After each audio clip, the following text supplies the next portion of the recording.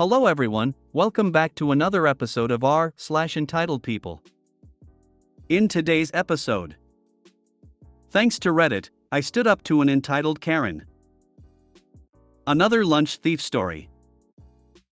Neighbors upset they get tickets for too many RVs. Before we get started, make sure to subscribe so you will never miss a video. So let's get started.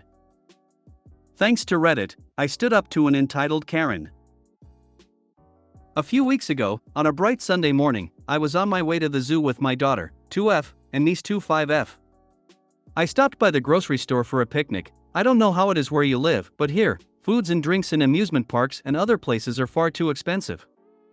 I had the girls in the trolley and got in line to the cashier. The lines were long, but hey, life, right? The cashier was doing her thing, while chatting with the clients, and I was minding my own business, talking with the kids and patiently waiting. Suddenly, I hear shouting and see an irate woman yelling at the poor cashier, who was visibly getting more and more upset. The client, an older woman with no distinctive feature, was yelling like a banshee because the cashier dared to wish a good day to the previous client and basically being nice and friendly. And because of that, our dear Karen was running late. Again, it was around 10:30-11 on a Sunday morning FFS. That's when I remembered all those stories, those poor workers who are basically not allowed to talk back and have to take the abuse, and I decided to intervene. I have a very strong voice that carries loud when I want to. I asked loud enough for the entire store to hear. What the hell is your problem? What kind of behavior is that? I think the Karen was not expecting someone to dare to stop her tirade. She recovered and tried replying. I stopped her and told her that she was the only one holding back the line and that the cashier was doing her job and doing it well. In the meantime, the manager had arrived and had replaced the cashier, who was crying, with another worker and came to ask what was going on. Karen starts again. I let her rant for a few seconds, and then gave my version of what happened in the most calm and sane voice possible. Let me tell you, Karen was fuming and started complaining again about the cashier being slow because she was chatting nicely with the customers. By then, her grocery was finished being rung and the manager asked her to pay and leave. This might not be the best climax compared to all the other stories I've read here, and if you've read so far, I hope that if you also encounter this type of entitlement, you will also remember all these Reddit stories and decide to act. Thanks for reading me. By the way, if you ever encounter something similar, my so gave me the best sentence to use just in case. Well, it's understandable. At that age, they don't have much time left to spare, so feel free to use it if you want. Winky face. I'm going to remember. What kind of behavior is that? Because it says everything. You did well. Service worker all thank you. Some heroes don't wear capes. Great job, OP. You are awesome for standing up to that nasty woman. Too many times we just keep our heads down and pretend not to notice when people act like this. It's nice to know that there are people like you willing to stand up to the bullies and tell them their abuse is not acceptable. I hope you and your girls went on to have a wonderful time at the zoo after all that. Thank you for standing up for someone. And by the way, your grasp of English is excellent. Another lunch thief story.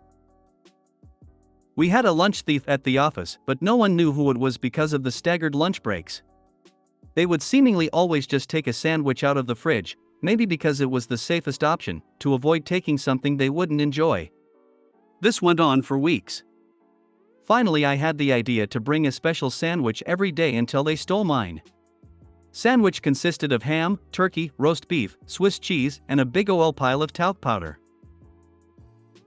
I never saw who stole my sandwich on the very first day I brought it, but I like to imagine they took that first bite and looked around to see who might see them as they tried to decide what to do with that monstrosity in their mouth.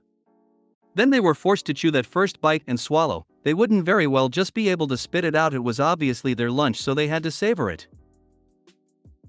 Lunches stopped disappearing after that. To the person who stole my sandwich, thank you for the mental image. To the lunch thieves, you're on notice. To the lunch vigilantes, add this to your bag of retribution. Lunch thieves are often the boss. It's a dominance thing. I can eat your food, because I am alpha here. My cousin's husband, later ex, worked with my dad. He always stole from his co-workers' lunch pails. They were all sick of him. One guy had his wife make cupcakes, delicious looking, except they were filled with shaved chocolate X-lax. When they hit, he was up on a rail, construction workers, and couldn't get down in time. Problem solved. And thank you, Opie, for. I like to imagine they took that first bite and looked around to see who might see them as they tried to decide what to do with that monstrosity in their mouth. Made me laugh. Lunch thieves deserve everything they get. Well done. You're welcome. I'm glad I could help your hump day. I just don't get lunch thieves to begin with. Even work potlucks are iffy. You don't know how they keep their homes, much less their kitchens, and how old the food is. No thanks. If I don't know you and know you keep at least a good safe kitchen, I'm gonna pass. I will eat leftovers, but not more than a day, 2 at the very most, then out it goes. My husband will eat something a week old.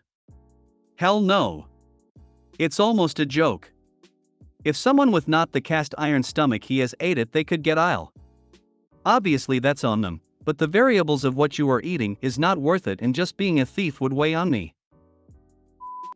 Neighbors upset they get tickets for too many RVs. I have had the same neighbors since I bought my house years ago. We started having issues ever since they had their dog pooing in my yard and refused to do anything about it until I started returning it to them. The poop stopped, but I then became the boogeyman for anything unfortunate that happens to them. They also hate that I park a car in front of my house. I got tired of them working on cars in my front yard, kinda crappy every time I walk out my front door and there's a bunch of strangers there, as they have no space left on their property and spill out in front of multiple houses in the neighborhood. Someone shoots their trucks with a pellet gun, must be me.